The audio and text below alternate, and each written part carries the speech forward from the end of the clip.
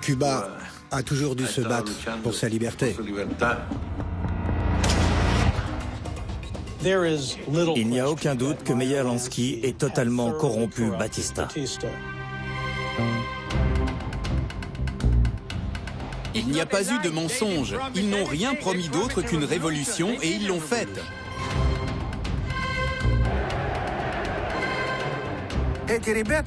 La destinée de ces hommes était de devenir des martyrs ou des héros de la nation.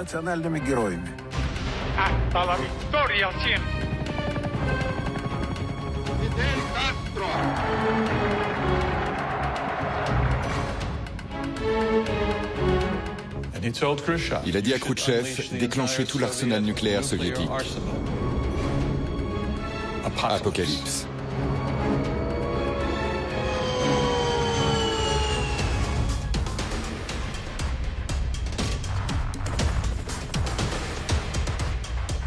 Des fonctionnaires d'État très haut placés ont facilité le transit de la cocaïne par Cuba.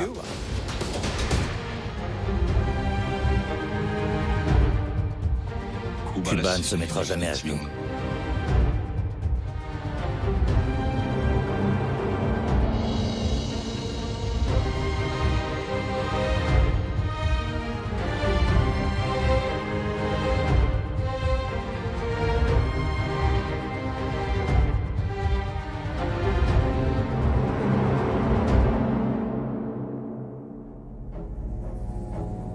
En pleine guerre froide, dans cette partie de bras de fer entre Cuba et les États-Unis, Castro prend une décision lourde de conséquences.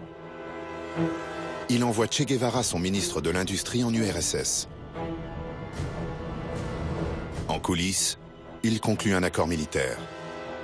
Il stipule un déploiement de missiles nucléaires à Cuba, devant assurer la protection de Cuba et de l'Union soviétique. L'opération est planifiée dans le plus grand secret. En mai 1962, circulent les premières rumeurs dans le quartier général de la division. On entendait dire que nous allions être déplacés. À partir de juin 1962, 43 000 soldats soviétiques arrivent en secret à Cuba. Et avec eux, des missiles nucléaires, des dispositifs antiaériens et des avions de combat. L'Union soviétique dispose à Cuba de 36 têtes nucléaires, chacune équivalent à 50 fois la puissance des bombes de Hiroshima et Nagasaki. En septembre 1962, les missiles sont opérationnels. À Washington, on ignore encore tout de cette menace atomique. Le plan de Khrouchtchev était risqué. Il voulait stationner ses missiles sur Cuba et les tenir prêts sans que les États-Unis ne le sachent. Puis il voulait se rendre à Cuba et annoncer aux côtés de Castro que l'URSS était sur un pied d'égalité avec les États-Unis sur le plan nucléaire.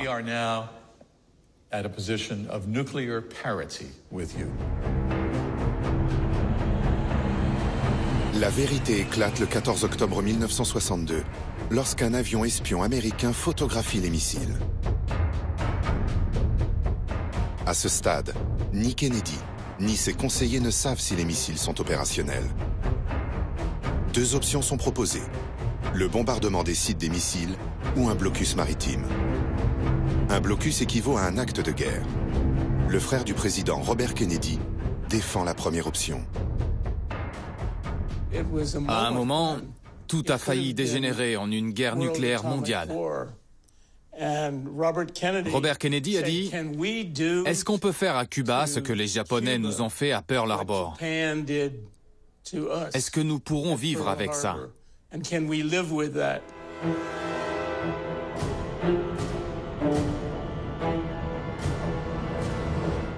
Kennedy est dos au mur. Le 22 octobre 1962, il annonce sa décision à la télévision et officialise la crise cubaine. To halt this offensive buildup, a strict quarantine on all offensive military equipment under shipment to Cuba is being initiated.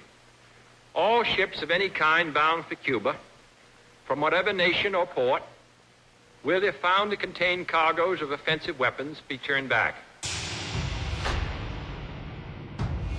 Pour protéger ses missiles, Moscou fait installer une défense anti-aérienne. Les ordres sont formels. Les tirs ne sont autorisés qu'en cas d'attaque américaine. Les vols de reconnaissance montrent que les missiles sont opérationnels. Kennedy met la force nucléaire en état d'alerte absolue. Khrouchtchev ordonne à ses bateaux d'ignorer le blocus. Le monde est au bord d'une guerre atomique. Le général Grechko commandait les forces de défense aérienne. Ses nerfs ont craqué et il a ordonné d'abattre un avion d'espionnage américain. Nous savions que cela aurait des conséquences graves.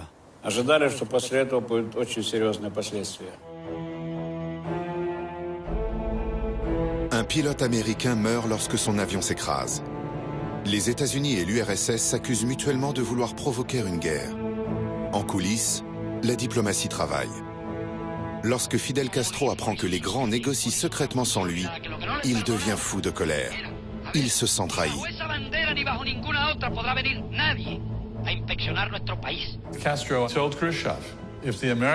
Castro a dit à Khrouchtchev, si les Américains interviennent, s'ils mobilisent leur armée contre Cuba, alors vous ne devriez pas attendre l'offensive. Déclencher tout l'arsenal nucléaire soviétique sur les Américains. L'apocalypse.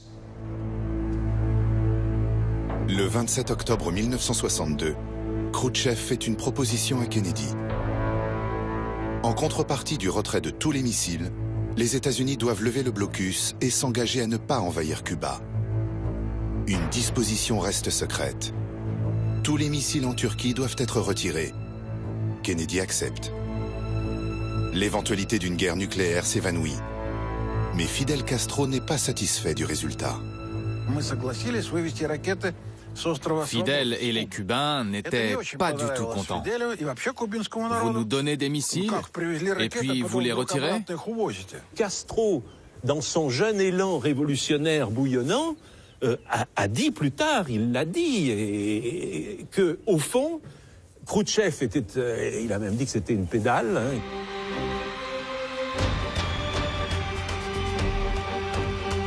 Pour calmer la colère de Castro, Khrouchtchev l'invite pour son premier voyage officiel en URSS pendant l'été 1963.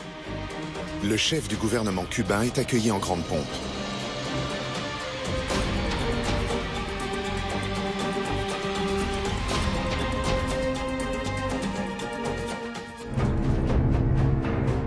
Après cette crise, Kennedy tente de trouver de nouvelles manières de coexister avec Castro. Sans contact diplomatique officiel avec l'île, cela s'avère compliqué. Kennedy profite du passage à Washington d'un journaliste français qui doit ensuite se rendre en reportage à Cuba. Il s'est assis à ce fameux bureau de la Ovale. J'étais en face, à la fois fasciné et intimidé. Et tout de suite, ça a été... Alors, il m'a dit... alors, vous partez pour Cuba, on m'a dit. J'ai dit oui. Le président Kennedy voit en Jean Daniel une chance à saisir pour adresser un message à Fidel Castro. Il me dit, vous savez, ce qu'il faut bien comprendre, ce que Castro ne saisit pas, mais surtout les Américains, c'est que moi, le communisme, ce n'est pas mon ennemi, je m'en fiche. Je ne suis pas communiste, bien sûr. Mais moi, les rapports de Castro avec les communistes, ça m'est égal. Ce qui m'intéresse, c'est quoi? C'est la guerre et la paix. Le lendemain, Jean Daniel s'envole pour la Havane. Le soir du 20 novembre 1963, Fidel Castro rend visite à Jean Daniel. Le chef cubain est au courant de l'entretien de Daniel avec Kennedy. Là, nous sommes en face et je vois un Castro incroyablement amateur de la moindre réflexion. Chaque fois, il me disait, mais comment il vous l'a dit ça? Il insistait sur ce que vous dites. Et comment il m'appelait? Qu'est-ce qu'il vous disait de moi? Castro et Daniel s'entretiennent jusqu'à l'aube. Il semble aux journalistes que Castro ait ouvert la porte à un deal avec Kennedy.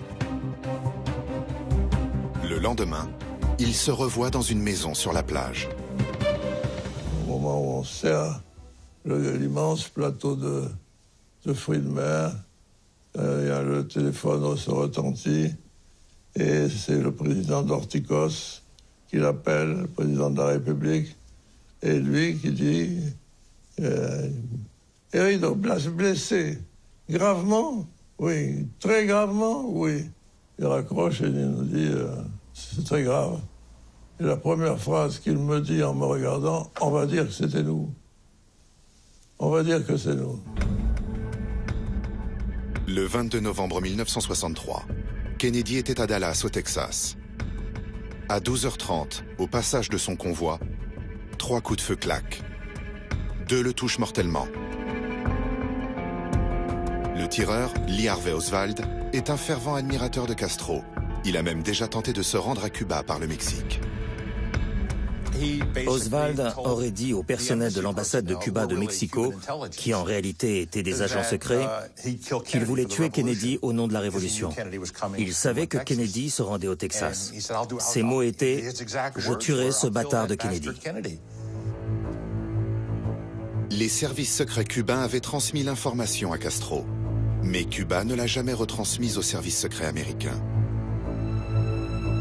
Avec le nouveau président américain Johnson, les États-Unis et Cuba restent des ennemis jurés. Le 11 décembre 1964, Che Guevara le souligne aussi dans un discours aux Nations Unies.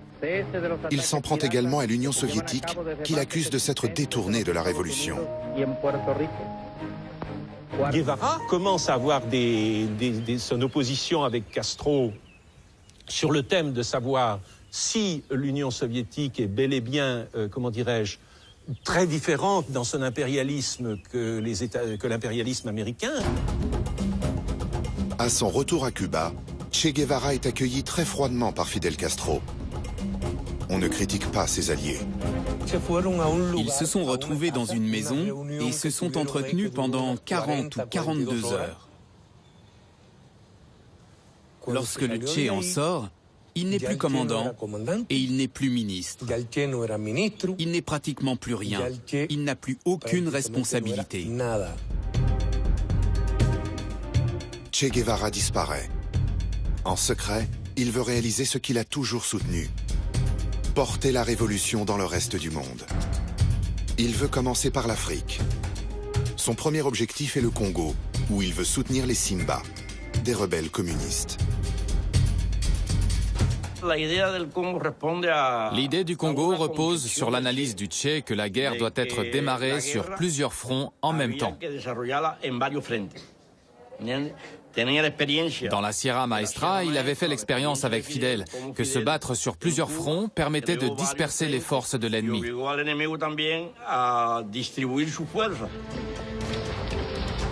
Mais les révolutionnaires de Guevara se heurtent à de grosses difficultés.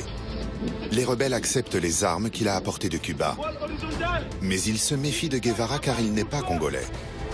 Le Che sous-estime en plus la complexité des haines tribales qui divisent les différents groupes de rebelles.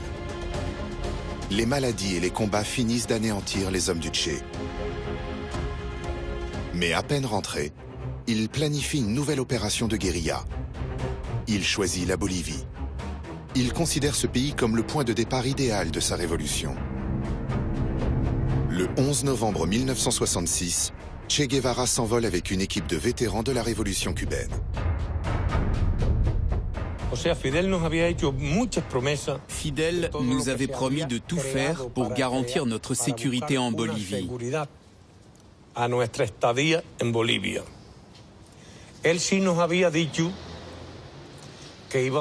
C'est un combat qui pouvait durer entre 10 et 15 ans, car nous devions libérer toute l'Amérique du Sud. D'après Castro, le Parti communiste de Bolivie devait soutenir le petit groupe de rebelles. Mais ce parti et l'URSS sont contre toutes les aventures révolutionnaires de Guevara. Il déplace son groupe dans la forêt tropicale. Mais là non plus, les guerrieros ne bénéficient d'aucun soutien.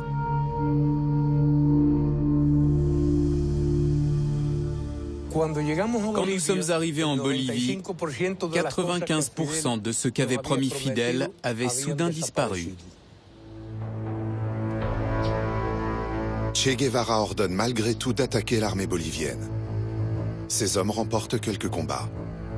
Et lorsque le président bolivien apprend à qui il a affaire dans les Andes, il demande de l'aide des États-Unis. Le plan de Guevara consistant à provoquer une invasion américaine semble fonctionner.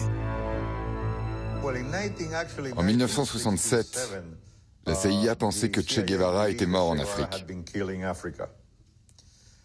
L'agence a compris son erreur lorsqu'elle a arrêté 2 journalistes en Bolivie, le Français Régis Debray et l'Argentin Cyril Bustos. Ils nous ont confirmé que le Che était bien dans les Andes. L'armée bolivienne n'avait aucune expérience des combats anti-guérilla. La CIA leur a envoyé une unité spéciale du Panama. Les États-Unis envoient des agents de la CIA. Ils assistent l'armée bolivienne dans cette chasse à l'homme. Le 8 octobre 1967, Guevara et ses hommes sont trahis par un indique. 1800 soldats boliviens les encerclent. Blessé par balle à la jambe, Che est fait prisonnier. L'agent Félix Rodriguez se charge de l'interrogatoire. C'est un Cubain exilé, agent de la CIA et un vétéran du débarquement de la baie des Cochons. J'étais devant lui et lui dis « Che Guevara, je veux m'entretenir avec vous. » Il m'a regardé et sur un ton arrogant, il m'a dit « Personne ne m'interroge. » J'ai ordonné à un soldat de libérer le commandant Guevara. On est allé chercher un petit banc sur lequel il s'assit.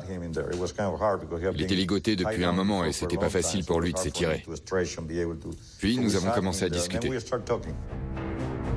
D'après Félix Rodriguez, sa mission est de garder Che Guevara en vie. La rupture entre lui et Fidel Castro était connue de la CIA. Mais le président bolivien en a décidé autrement. Je lui ai demandé si je devais transmettre quelque chose à sa famille. Son expression a changé. Dites à Fidel que bientôt la révolution vaincra en Amérique centrale.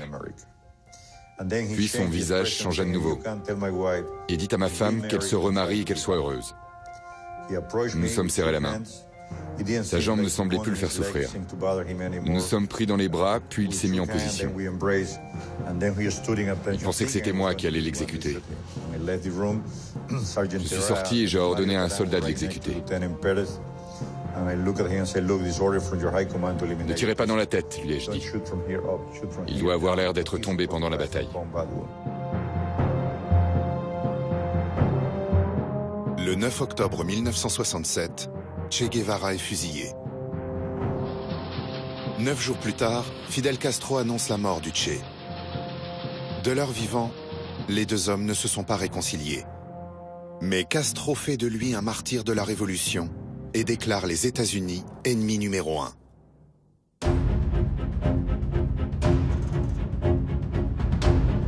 C'est pendant cette période que Cuba soviétise tout son système économique. Toutes les initiatives privées, aussi petites soient-elles, sont interdites à partir de 1968. Cuba ne pouvait survivre que grâce aux couloirs de ravitaillement mis en place avec l'Union soviétique et aux bateaux qui livraient le pétrole et les produits alimentaires. Sans l'URSS, il est probable que Cuba aurait sombré. Cuba doit fournir, en contrepartie de cette aide, la totalité de sa production de sucre aux pays socialistes. Dans la grande tradition soviétique, en 1969, Fidel Castro annonce une récolte record de 10 millions de tonnes par an. Tous les Cubains doivent contribuer à cet effort. Tout s'est terminé de façon lamentable, non pas tant parce qu'il est arrivé seulement à 9 millions de tonnes, ça on peut lui pardonner, mais surtout parce que pour arriver aux 9 millions de tonnes, il a désorganisé la totalité de la vie économique, politique même, puisque le Conseil des ministres se réunissait au milieu d'hacienda ou de canne à sucre. La collaboration avec l'Union soviétique porte ses fruits. Dans les domaines de l'éducation et de la santé, Cuba est largement en tête des pays d'Amérique latine. L'île s'équipe également sur le plan militaire. Des conseillers militaires cubains surgissent partout dans le tiers-monde où des rebelles se battent. Y para los revolucionarios cubanos, el campo de batalla contra el imperialismo abarca a todo el mundo.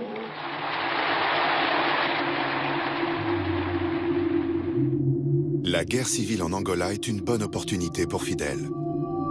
En 1974, le Portugal se retire de sa colonie africaine et 3 armées se battent pour le pouvoir.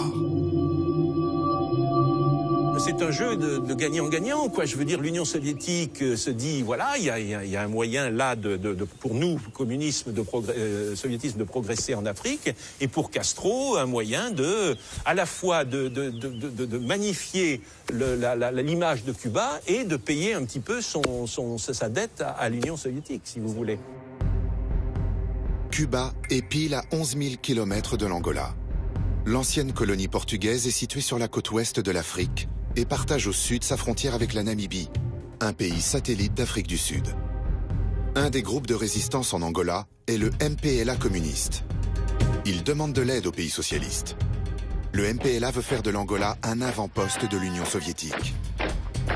Les opposants sont soutenus par l'Afrique du Sud et les États-Unis. Le 4 novembre 1975, Castro envoie 35 000 soldats.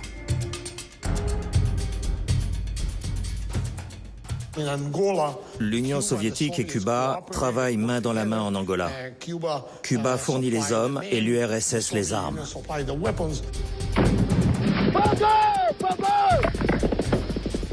Ce fut une guerre très sanglante. Il y eut beaucoup de morts. Ce ne fut pas seulement très sanglant, mais très long aussi.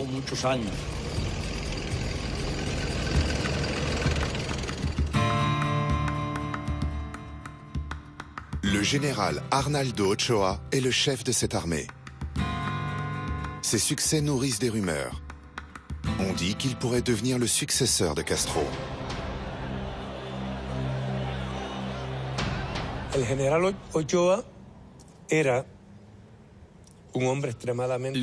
Ochoa était d'une grande intelligence sur le champ de bataille. C'était un stratège de la guerre moderne. Un expert militaire hors du commun. Les Cubains restent jusqu'en 1988 en Angola pour y soutenir le régime socialiste. Après une victoire militaire décisive, Castro ordonne le retrait de ses troupes.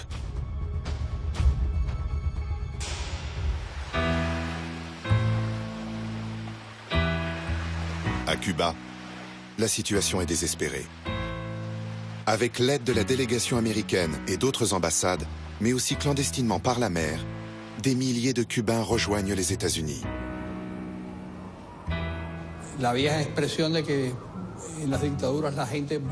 expression selon laquelle, dans une dictature, les gens votent avec leurs pieds en quittant leur pays est très appropriée. En 1979, Fidel pensait qu'il était au sommet de sa gloire. Mais en avril 1980, le rejet de son système fut très net.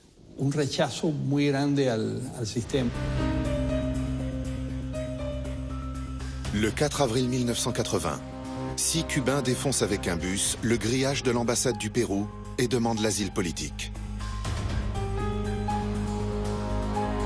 Les Péruviens refusent de remettre les fuyards aux autorités cubaines. Castro prend une décision radicale.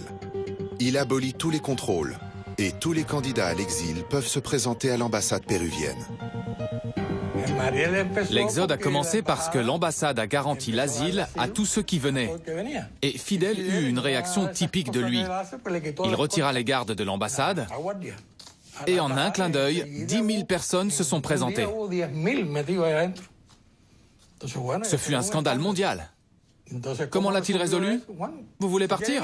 Bah alors partez, que les gens de Miami viennent vous chercher. Les candidats à l'exil doivent gagner le port de Mariel, à l'ouest de la Havane, pour être transférés à Key West, le point le plus au sud des États-Unis. Des Cubains en exil organisent les transports. Le flot dure d'avril à octobre 1980.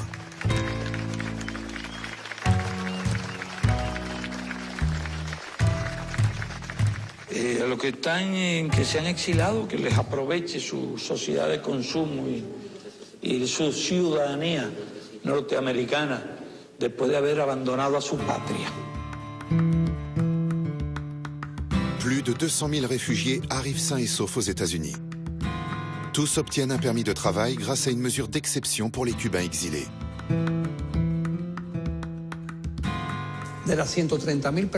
Sur les 200 000 qui sont partis pour les États-Unis, 10 à 20 000 étaient des assassins. Ils étaient allés chercher en prison des fous, des marginaux. Environ 10% de l'émigration de Mariel.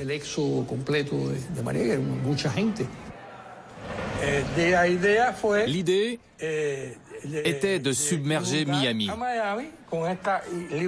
vider les prisons cubaines et les asiles, et de tous les envoyer à Miami.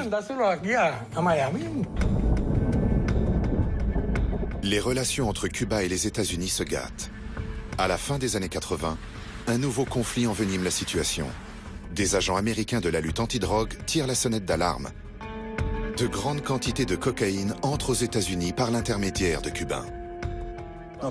Cuba était déjà impliqué depuis un certain temps dans le commerce de la drogue. Il y a de nombreuses preuves en ce sens. La cocaïne vient de Colombie. Or, Cuba soutient là-bas depuis les années 60 les rebelles communistes, les FARC. Afin de financer leur combat clandestin, les FARC collaborent étroitement avec les parrains de la drogue.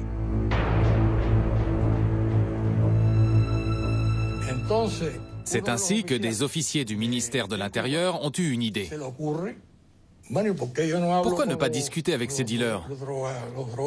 Ils peuvent nous aider à apporter du matériel dans les montagnes colombiennes et ensuite nous aider à ramener quelques guerrilleros à Cuba pour les entraîner. Fidel a approuvé.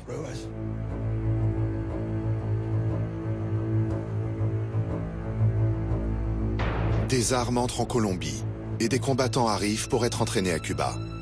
Les passeurs de drogue arrangent discrètement le transport.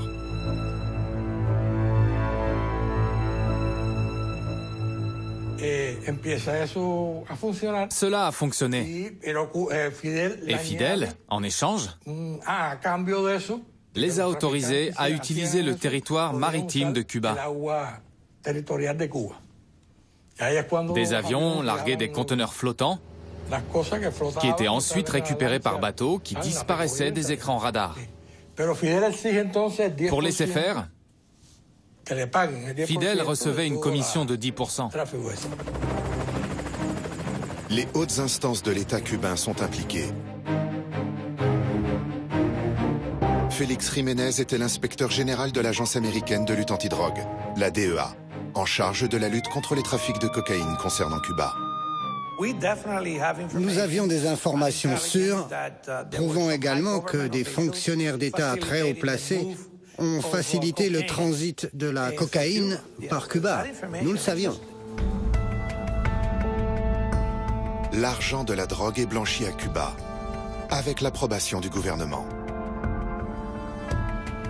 Je ne me souviens pas d'une banque en particulier, mais toutes les banques internationales qui résidaient à Cuba ont facilité le blanchiment d'argent.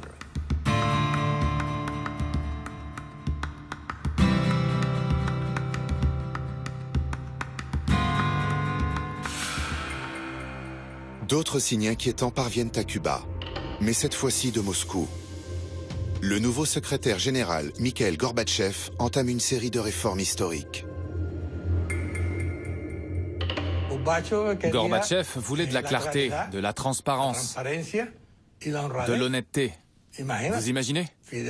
Fidel était un opposant convaincu de la transparence et de l'honnêteté. Il était clair pour lui que ce serait la fin de l'Union soviétique. Et ce le fut.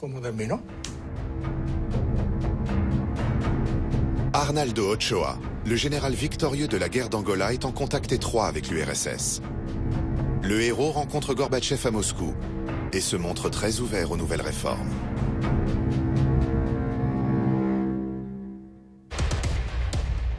Une rencontre fatale pour Arnaldo Ochoa. Il est arrêté et traduit en justice. Le héros de la République est accusé d'être à la tête du trafic de drogue. 14 officiers haut placés et des fonctionnaires auraient fait de Cuba la plaque tournante du trafic de drogue, au nez et à la barbe de la tête de l'État. Si cette opération a réellement existé, Fidel et Raúl Castro étaient forcément au courant. Et c'est pour ça qu'ils ont porté ces accusations, pour dérouter. Ochoa est devenu le trafiquant de drogue sans qu'il y ait de preuves, mais ils l'ont accusé lui. Pourquoi? Fidel voulait montrer son pouvoir. Si je tue l'un de mes généraux, aussi important et victorieux soit-il, alors personne n'est en sécurité.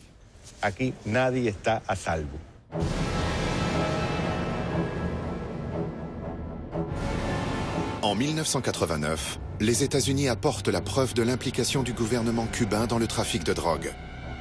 Castro est obligé de prendre les devants.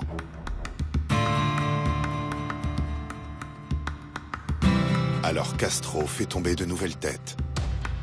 Tony de la Guardia, un intime de Raúl Castro, est sacrifié. Lui aussi aurait trompé les dirigeants de l'État. Dans un procès public retransmis à la télévision, il avoue ce que le régime attend de lui. Trasladar un avión con no recuerdo la cantidad de cocaína, aterrizar en Varadero, posteriormente trasladar la droga a unas lanchas que irían para Estados Unidos.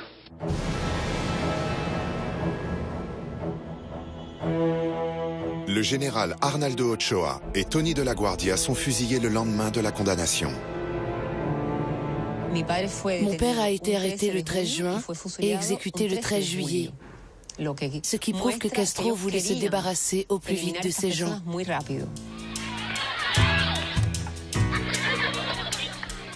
Fidel et Raúl Castro affirment n'avoir jamais été impliqués dans le trafic de drogue.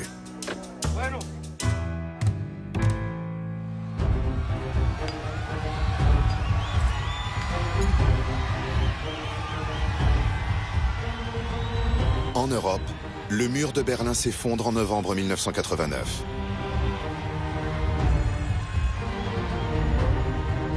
Deux ans plus tard, en 1991, Boris Eltsine succède à Gorbatchev. L'Union soviétique se disloque.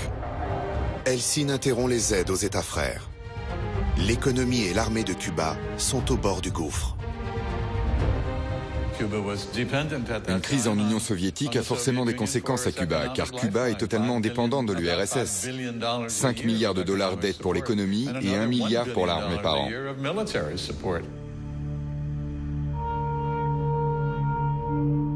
L'île sombre dans l'une des crises les plus dures de son histoire.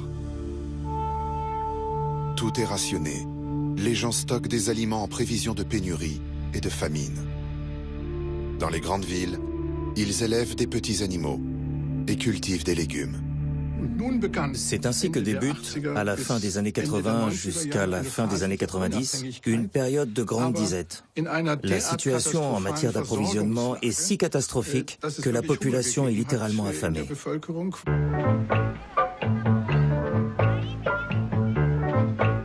Comme avant le temps de la Révolution, Cuba mise à nouveau sur le tourisme. Des complexes hôteliers sont construits sur des plages de rêve. Européens et Canadiens débarquent en nombre. Castro autorise une petite révolution en 1993. Le dollar américain est introduit comme deuxième monnaie de paiement. L'autorisation du dollar américain a été une mesure d'urgence en 1993, au sommet de la crise, afin de garantir la survie. L'idée était de permettre aux Cubains de recevoir l'argent de parents en exil. Ça représentait une nouvelle source de devises et c'était beaucoup d'argent, environ 2 milliards de dollars par an, ce qui représente beaucoup plus que les ventes de tabac et de sucre réunis. Les dollars sont les bienvenus, mais pas les Américains.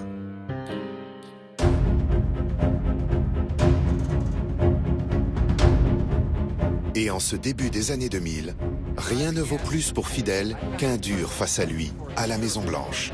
George W. Bush n'a pas du tout l'intention d'attaquer Cuba. Militairement, Cuba est inoffensif. Fidel n'a plus que l'arme du bluff. Encore une fois, Castro bénéficie du soutien involontaire américain. Il s'appelle James Quezon. Il est nommé chef de la section des intérêts américains à Cuba et il invite les dissidents cubains. Lorsque j'ai pris mes fonctions, il y avait dans Cuba un grand mouvement d'opposition qui se manifestait à travers des groupes indépendants, des journalistes, des médecins et un tas de librairies indépendantes. Il y avait un grand mouvement d'effervescence dans toute cette opposition qui a tenté de repousser les limites de la liberté d'expression aussi loin qu'il le pouvait. Moi, je leur ai notamment donné beaucoup de livres.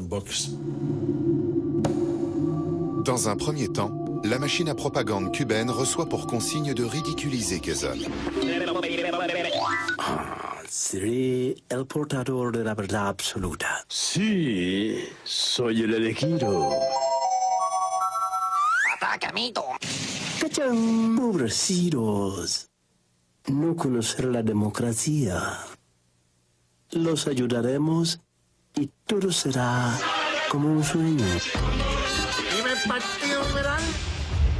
Depuis la Révolution, la dissidence est réprimée. Les opposants croupissent dans les prisons ou sont exilés de force. Mais la voix d'un dissident ne cesse de prendre de l'ampleur. Osvaldo Paya est devenu le cauchemar de Castro. Dans cette dictature tropicale, il pousse très loin les limites de la liberté d'expression. À partir de 1998, il lance le projet politique Varela, une pétition pour changer la Constitution. Nosotros decimos que cada cubano tenga su propia voz y que el pueblo tenga voz en elecciones libres y mediante un parlamento que pueda quitar y poner con un sistema pluralista. Porque ¿quién mejor que el pueblo en democracia para hacer la justicia? Tiene que ser un partido único, que ha creado el partido único, un gobernante único, unas familias únicas y ahora son capitalistas únicos. Un projet hautement subversif. Mais dans l'immédiat, Castro a des problèmes plus urgents. La lumière électrique. À Cuba, l'électricité est rare. Grâce au président vénézuélien Hugo Chavez et son pétrole, la lumière est revenue. Une provocation en chasse une autre. Et un an après les attentats du World Trade Center, Bush rapatrie plusieurs centaines de prisonniers d'Al-Qaïda dans la base militaire américaine de Guantanamo. Comme si Cuba faisait partie du territoire des États-Unis.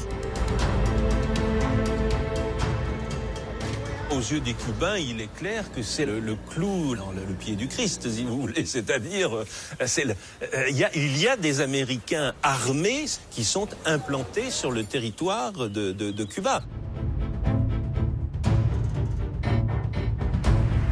George W. Bush va plus loin, en relançant aussi la guerre secrète avec Cuba. Castro a un important réseau d'espionnage sur le sol américain. Ses services secrets revendent les informations aux plus offrants. Chris Simmons est en charge de Cuba à la DIA, l'agence de renseignement de l'armée américaine. Pendant des décennies, et surtout après 1995, les Cubains ont eu un système d'espionnage quasi parfait aux États-Unis. Mais en raison de leur succès à répétition, ils ont cessé d'être plus rusés que les autres. Ils sont devenus prévisibles. Et ça, dans le monde de l'espionnage, cela signifie signer son arrêt de mort. Tous les espions cubains du plus grand réseau d'espionnage en Amérique depuis le début de la guerre froide sont arrêtés. Pour Cuba, le coup est terrible. L'arrestation d'Ana Montes, leur taupe à la direction de la CIA et agent numéro 1, prive les Castro de toute information sur Washington. Dans la plupart des cas, quand vous dirigez un réseau d'espionnage, l'objectif est de voler des secrets. Ana Montes, c'était beaucoup plus qu'une simple espionne. Elle façonnait la politique américaine sur Cuba. Un de ses surnoms était la reine de Cuba. Quand les Cubains l'ont perdue, ils ont perdu très gros.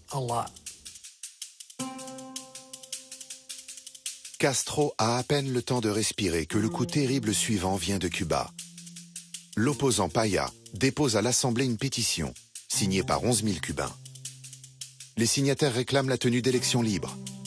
Un coup de maître 2 jours avant la visite historique de Carter à La Havane. L'ancien président des États-Unis, Jimmy Carter, vient en visite privée à La Havane, à l'invitation de Castro. Il est le plus haut dignitaire américain jamais reçu dans l'île communiste depuis la Révolution. Il prononce un discours dans lequel il plaide en faveur de la normalisation des relations. Il parle du projet Varela et prône des réformes démocratiques. I don't know what's going to happen with the Varela project. I think it would be very good if your officials would decide to publish the entire document. Let there be a free and open debate in Cuba.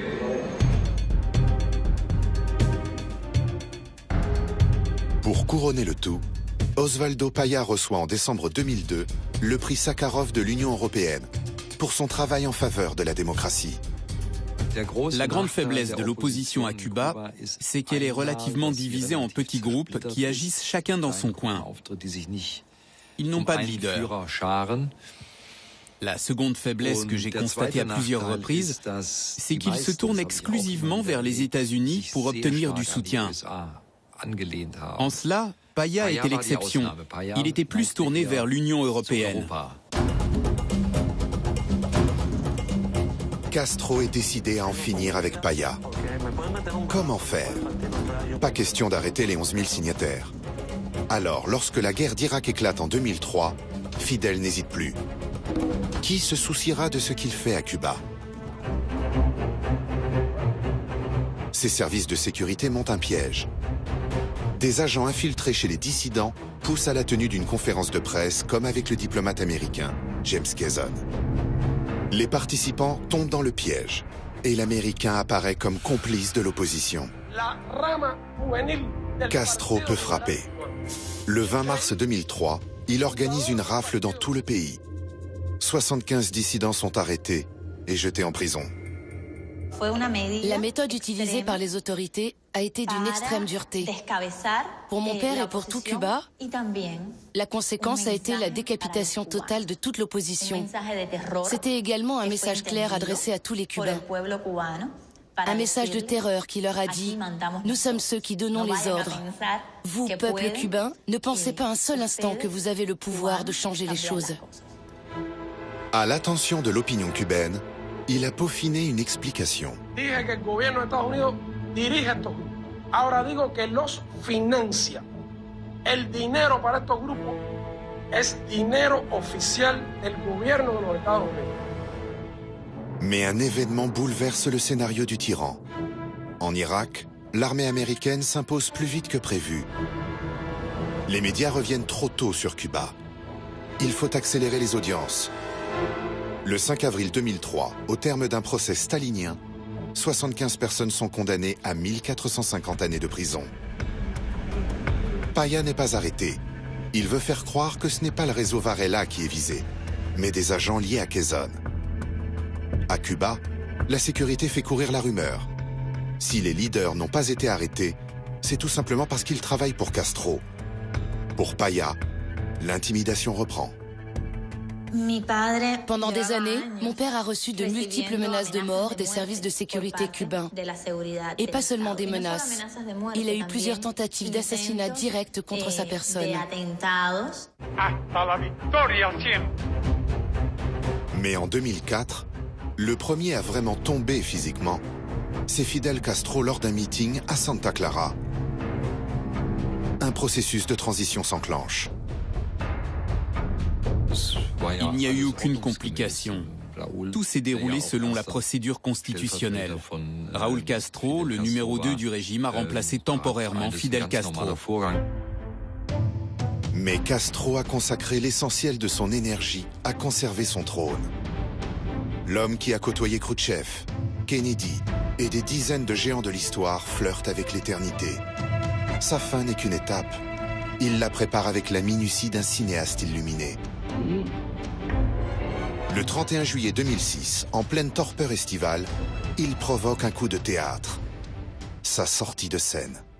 À l'heure du journal télévisé, son secrétaire Carlos Valenciaga lit au peuple cubain une lettre que Fidel lui a dictée. Stupeur. Fidel, pour quelques semaines, abandonne de nouveau les rênes du pouvoir à son frère Raúl, afin de se remettre d'une opération chirurgicale. Fidel a toujours été l'idéaliste. Raúl, toujours le plus pragmatique, surtout sur le plan économique. Mais en même temps, ils sont frères et ils ne sont pas prêts de changer le modèle cubain. Ce serait admettre un échec total. Les Cubains, face à cette nouvelle, restent stoïques, comme s'ils se méfiaient d'une ultime ruse du vieux dictateur. Et si Fidel, à quelques jours des célébrations de son 80e anniversaire, tentait une ultime pirouette.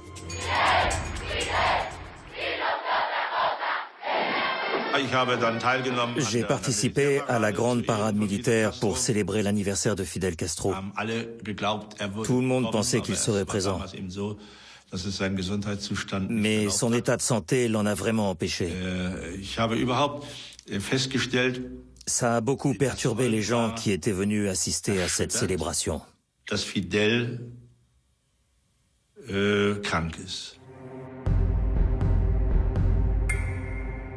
Castro laisse la place à Raúl, son frère cadet de 75 ans, qui n'a jamais été autre chose que son ombre. Dieu installe son clone sur son trône. Fin ubuesque et mafieuse.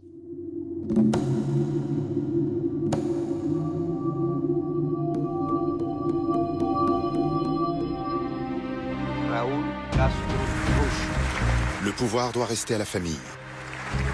Raúl Castro lui succède officiellement le 24 février 2008. Juan Almeida connaît bien Raúl Castro. C'est son père adoptif. Raúl accomplit enfin son rêve, celui d'obtenir le contrôle et le sceptre du trône de la révolution cubaine. Mais Raúl n'aime pas se montrer en public.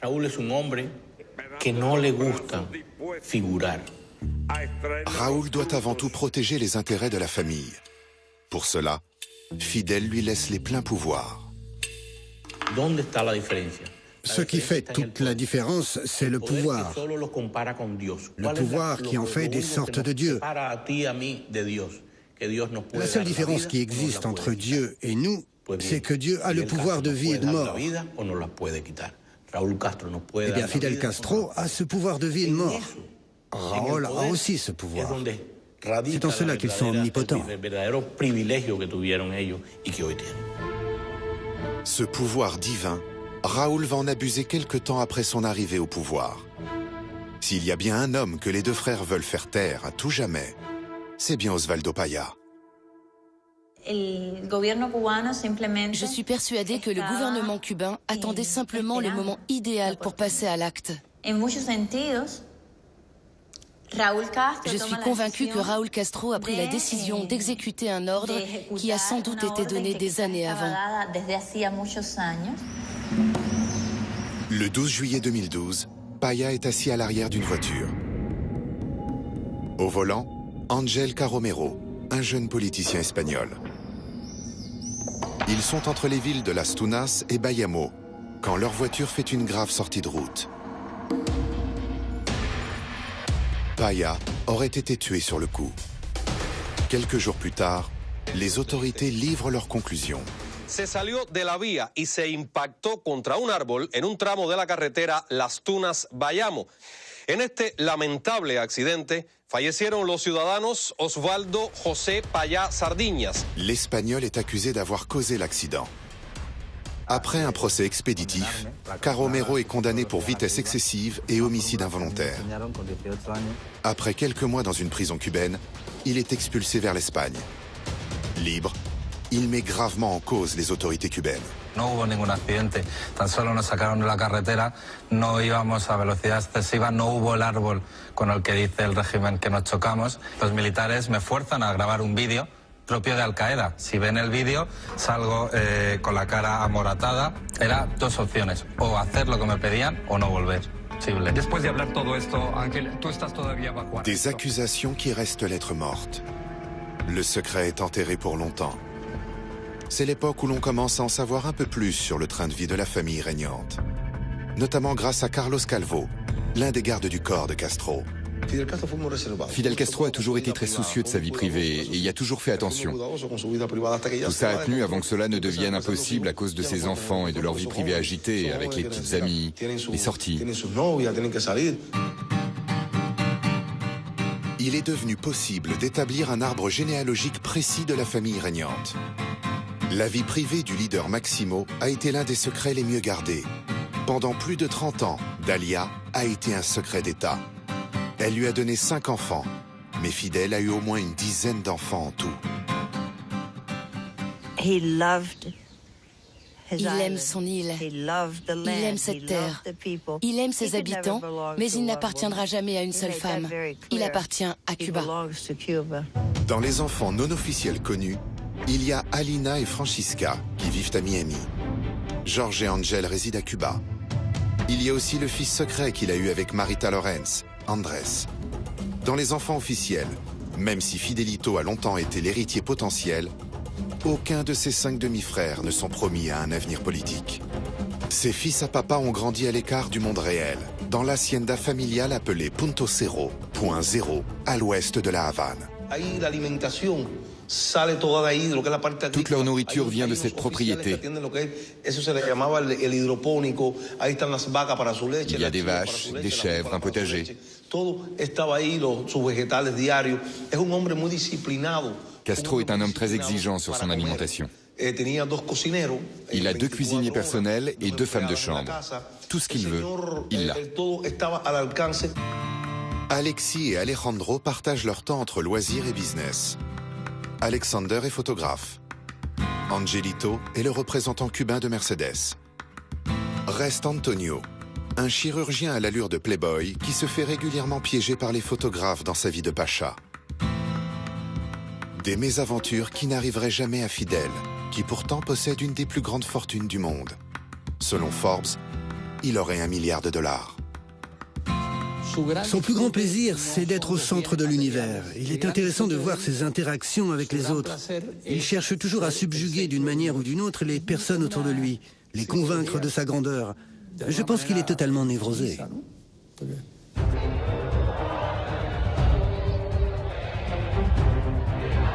La mort d'Hugo Chavez le 13 mars 2013 est une perte terrible pour Fidel, son meilleur ami. C'est aussi un coup très dur pour Cuba. Toute son économie est basée sur le pétrole vénézuélien.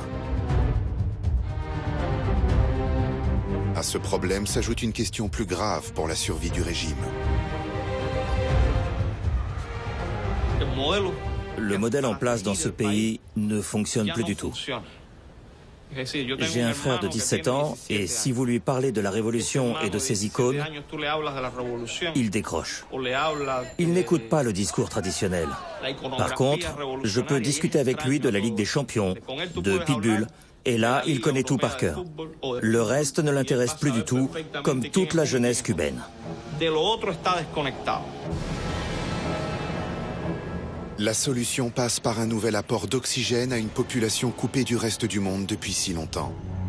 Et politiquement, cela doit passer par l'ouverture d'un dialogue avec les États-Unis. Barack Obama sait qu'il y a là une opportunité à saisir pour entrer dans l'histoire. Celle de rompre l'isolement des États-Unis en Amérique latine. Le face-à-face historique entre le président américain et Raúl Castro a eu lieu le 11 avril 2015, en marge du 7e sommet des Amériques, au Panama.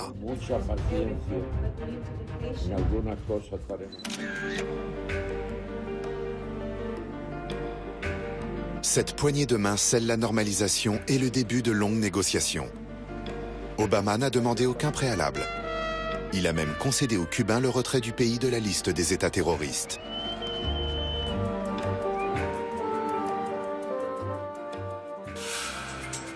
Ouverture à l'extérieur, mais à l'intérieur, le régime est toujours totalitaire. Les Cubains peuvent devenir propriétaires, mais vivent avec $20 par mois. L'initiative individuelle est depuis si longtemps étouffée. Dans ce pays, c'est l'État et sa pesante administration qui emploie la majorité des Cubains. Je crois qu'autoriser pleinement et librement l'usage d'Internet est une nécessité pour les Cubains et la société en général. Tant que la société cubaine n'aura pas cet accès libre aux nouvelles technologies et les opportunités qui en découlent, nous serons coincés quelque part dans le siècle dernier. Même la visite du pape François laisse un goût d'inachevé. Il y a eu tant de haine, tant de mensonges, tant de propagande qu'il est difficile d'affronter le terrible subterfuge. Fidel Castro, le flibustier, le commandante, n'a été qu'un dictateur ombrageux qui a affamé son peuple et voulu abolir le temps dans une île joyeuse et délurée. Après tant d'années de légende, le réveil est brutal. Je pense qu'il est impossible de changer plus d'un demi-siècle en quelques mois. À mon avis, le vrai rendez-vous pour un début de changement, ce sera en 2018, lorsque Raúl Castro quittera ses fonctions comme il l'a dit. Raúl tente d'encourager les investisseurs. En parallèle, le processus dynastique est entamé. Raúl l'a annoncé. En 2018, il prendra sa retraite. Pour lui succéder, un homme a été annoncé. Il est le vice-président du Conseil, le numéro 2 du régime. Miguel Díaz-Canel apparaît comme l'héritier politique de Raúl Castro. Il faudra aussi compter avec la dynastie au pouvoir. Chez les Castro, c'est le clan de Raúl qui a hérité du gène de la politique. Sur ses 4 enfants, 3 sont au cœur du système. Mariela préside la puissante Fédération des femmes cubaines et siège au Parlement cubain. Déborah est l'aînée. Elle est conseillère au ministère de l'Éducation. Mais le mieux placé est le colonel Alejandro Castro. Le directeur du service du renseignement du ministère de l'Intérieur a la réputation d'être intraitable et machiavélique.